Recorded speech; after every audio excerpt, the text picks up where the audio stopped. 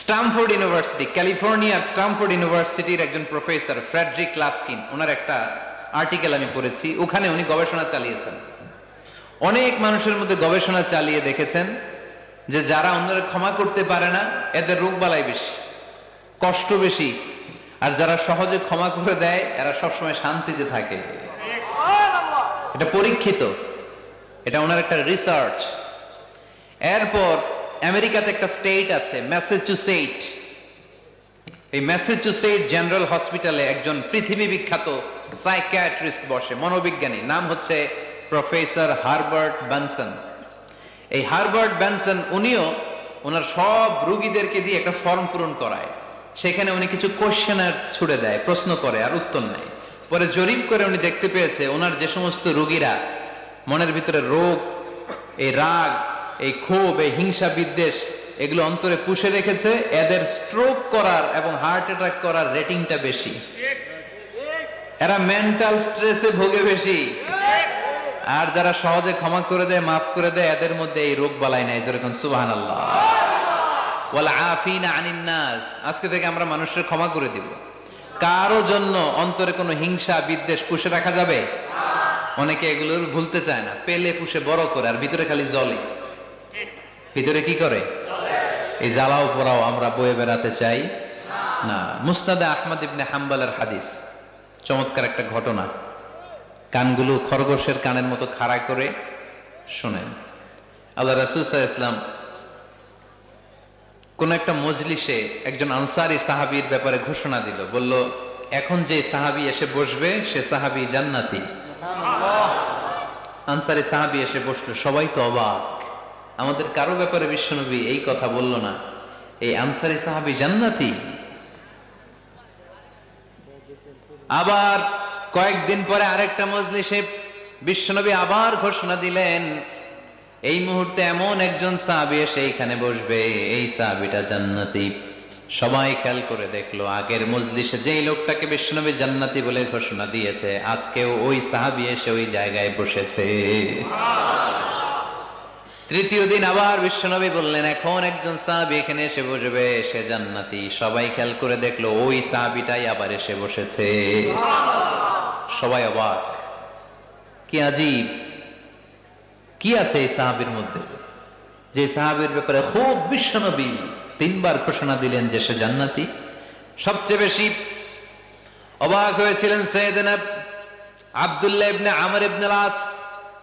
মনে মনে ভাবলেন, এটা তো চারটেখানে কোনো কথা না, বিশ্বনবীর অ্যানাউন্সমেন্ট। দুনিয়ার বুকে বিশ্বনবী তিনবার এই আনসারী সাহাবীকে জান্নাতি বলে ঘোষণা দিয়েছে, নিশ্চয়ই এই সাহাবীর এমন বিশেষ কোন আমল আছে, এমন বিশেষত্ব আছে যেটা আমাদের মধ্যে নাই। যেমন করেই হোক এই সাহাবীর ভেতরের সব খবর আমার জানতে হবে। সাইয়েদনা আব্দুল্লাহ ইবনে আমর ইবনে আস একবার পরিকল্পনা করে ওই সাহাবীর বাড়িতে চলে গেলেন, যে বললেন, ভাই আমার আব্বার সাথে কয়েকদিন ধরে ঝগড়া, আমার ঘরে থাকতে মন চাচ্ছে না, তোমার বাসায় মেহমান হয়ে এসেছি, যদি তুমি অনুমতি দাও তোমার বাড়িতে 3 দিন মেহমান হয়ে আমি থাকতে চাই। কয়দিন? শুনতেছেন? বুঝতেছেন? কষ্ট হচ্ছে না তো? ওই আনসারী সাহাবী বলে, আহলান ওয়া সাহলান, খোশ আমদেদ, এ আমার সৌভাগ্য, আমার মেহমান হয়ে আপনি থাকবেন, আসেন আমার ঘরে থাকেন, এই ঘরে আমি থাকি, আর এই ঘরটা মেহমান হিসেবে আপনারে দিয়ে দিলাম, থাকেন। এবার আব্দুল্লাহ ইবনে আমর ইবনে আস খুব ভালোভাবে ফলো করতে লাগলেন, কখন এই আনসারী সাহাবী কি করে। 1 দিন 2 দিন 3 দিন পর্যন্ত ফলো করার পরে সাইয়েদনা আব্দুল্লাহ ইবনে আমর ইবনে আস এমন কোন বিশেষ আমল এই সাহাবীর মধ্যে খুঁজে পায় নাই।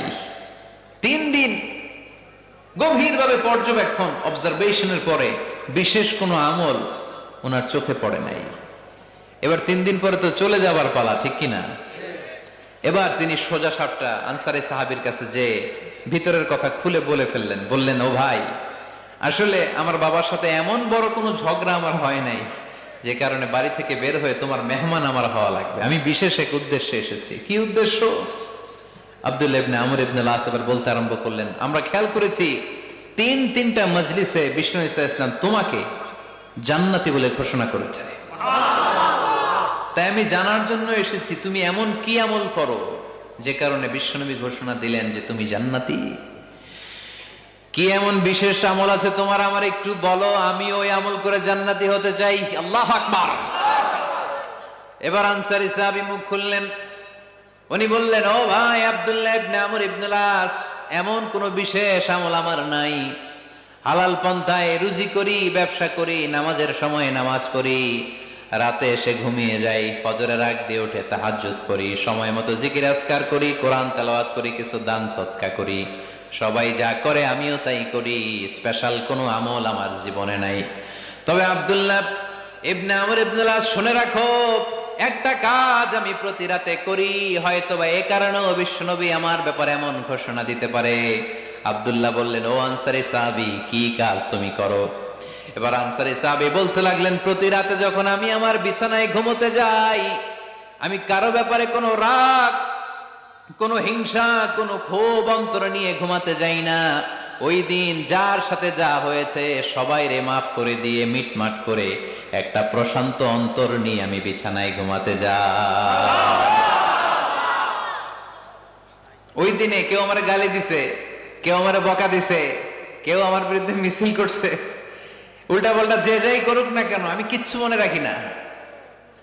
আওবি ইলা ফিরাশি, আমি এমন ভাবে আমার বিছানায় যাই, ওয়ালাইসা ফি কলবি হিকদুন আলা আহাদ, এমন অবস্থায় আমি শুয়ে পড়ি যে আমার হৃদয়ে কারো ব্যাপারে, আমার হৃদয়ে কোনো ক্ষোভ নাই, কোনো হিংসা নাই, কোনো অহংকার নাই, সব রাগ ক্ষোভ ভুলে গিয়ে সবাইকে ক্ষমা করে দিয়ে আমি বিছানায় ঘুমাতে যাই। এজন্য বিশ্বনবী এই সাহাবীকে তিনটা মজলিসের ভরা মজলিসের মধ্যে জান্নাতি বলে ঘোষণা করেছে। এই হাদিস থেকে শিক্ষা হলো, আমরাও যদি প্রতি রাতে বিছানায় ঘুমোতে যাওয়ার আগে সবাইরে মাফ করে দিয়ে মনের যত ক্ষোভ জ্বালা যন্ত্রণা আছে সব ভুলে যে বিছানায় ঘুমাতে পারি, এই সাহাবীর মতো আমাদেরকেও জান্নাতি হিসেবে কবুল করবে কে? পারবেন আজকে থেকে? বিছানায় যাওয়ার আগে কি করবেন? আজকে সবাইরে মাফ করে দিব। যে আমার উপর জুলুম করছে ওই বিচার আল্লাহ করবে। কে কি বললো ওটা দেখার দরকার নাই। কারো ব্যাপারে কোনো ক্ষোভ, কোনো তিক্ত অভিজ্ঞতা, জ্বালা যন্ত্রণা অন্তরে রাখবেন? রাখলে লাভ না লস? এটা আরো জ্বালা দিবে আমারে, এটা আরো ভেতর থেকে কষ্ট দিবে। It will burn me inside.